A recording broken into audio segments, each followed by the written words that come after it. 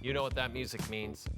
It means I'm going to be exploring the studio space here in the expansive Studio 9 at TSN, the most gorgeous studio at the entire campus. That's what they gave me. Here's Frankie, Corrado, and Cheryl Pounder to chat about this game. Hey, Jay. Hello, you two.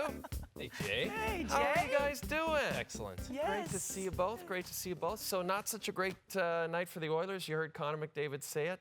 They get blown out on home ice in Game 3. They now trail the series 2-1. You know, the first couple of games, Leon and Connor could not be stopped.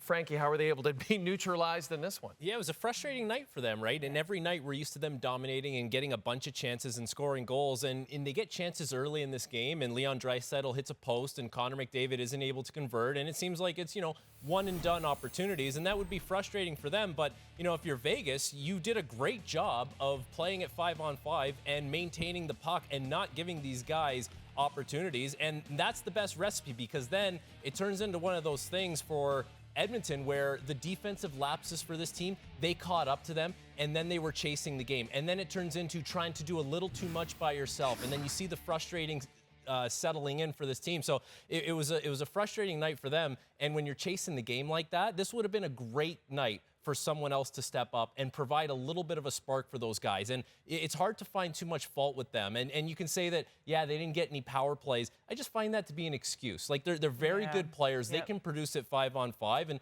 this Vegas team, they're no joke at 5-on-5. Like, this is not LA where they're sitting back waiting for you to make mistakes. Yep. They're coming to get you, and they did a really good job of that tonight. It was a frustrating night for the two superstars for Edmonton. And what was no joke is they didn't allow Connor McDavid to get speed underneath the puck. And if you let him get speed underneath that puck, you know that you're going to pay, right? Because if he picks up speed, he can go left to right. He can go off of the rush, and he didn't really have that opportunity. I also thought that they closed the middle of the ice, which means they deflected. They pushed to the outside. You have to have good spacing. We know as D, you have to use that stick, and you have to have a good gap. And I thought they did a pretty decent job.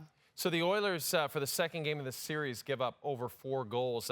You're both former defensemen. What happened defensively in this game, Cheryl? Everything or nothing, whichever way you want to look at it. But, it was a pretty tough one for the Edmonton Oilers, not just on the back end, but I thought their defensive posture overall was not good, which is why they didn't get any motion or momentum moving forward. But you can't have defensive lapses net front, and this is really critical. You knew that Vegas was exposing the paint. They wanted to walk the wall from below the goal line. You can't allow second shot opportunities in and around there. Darnell Nurse, you have your player. You got to find a way to get the stick and use the body and move out. And again, just the lack of coverage up top. Again, right here, allowing Whitecloud to gain the dot, that short side shot. And again, that's like greasy. That looked like me back in the day. Too. Listen, I just call you my D partner on that one. Want you to save my tush because -1. when you go down like that, you know it's difficult. But you're trying to establish a gap, right, Frankie? Yeah. And you know that you got this tight gap. You see the movements coming, and that one step by Eichel to the outside. You're trying to turn. You know you're flat-footed and you're poonched, so you wind up on your tush. That's just that was me. That it was greasy. rude. That was rude by Eichel. That's what it was. But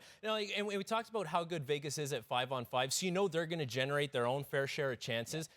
And you can maybe have one bad play where it's a missed coverage and it's a freebie for the other team. Yeah. You can't have that many, especially in and around the front of the net. And we talk about Stuart Skinner and how he just needs to make the saves that he should make. Well, he doesn't have a chance to do that tonight because the mistakes were very glaring on the back end for the Oilers. And you can't allow players to drive the mid lane and beat you back to the net front, especially when you're staring at someone coming at you, and then the next thing you know, they're by you.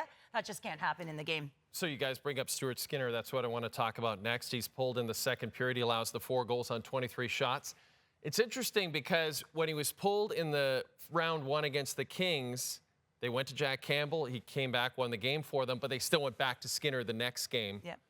Frankie, what do you like in this particular situation? Do you like to go back to Skinner again, or do you go to Campbell on Wednesday night in Game 4? I still go back to Stuart Skinner. I still think he's the starter, and you don't go to Jack Campbell yet to start a game. Now, that could all change. That's a coach's decision. But the reason why I say that is because none of these goals really are like leaky goals where you're thinking, man, that's a bad goal or that's a deflator. It all comes off bad coverages, whether it was high in the zone, whether it was in front of the net. He didn't get enough help in front of him that would indicate that he's not ready to play. He's not ready for the moment. And we always talk about it with Skinner. Just make the saves that you should make. And if the team in front of him plays the way that they normally do or the way that they can or the way that they play when they win hockey games, that shouldn't be a problem for him. Hey, it's great if you can mix in a bonus save that maybe you shouldn't have or you pull one out. That's awesome. But for Stuart Skinner, it's going to be a good challenge for him now. Like, we've seen Jack Campbell come in relief a couple times now, and he's bounced back, and it'll be up to him to do that again. But no one's asking for Vasilevsky-type performances from him. No one's asking for him to do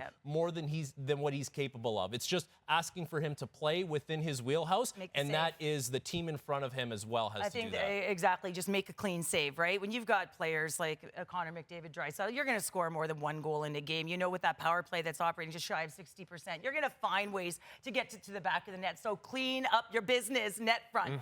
Push out, deflect. Make sure that you don't give up any second shot opportunities and just play a clean game for Skinner. Game 4 will be Wednesday night. You guys were awesome. I love you guys together. You're like a real D pair here.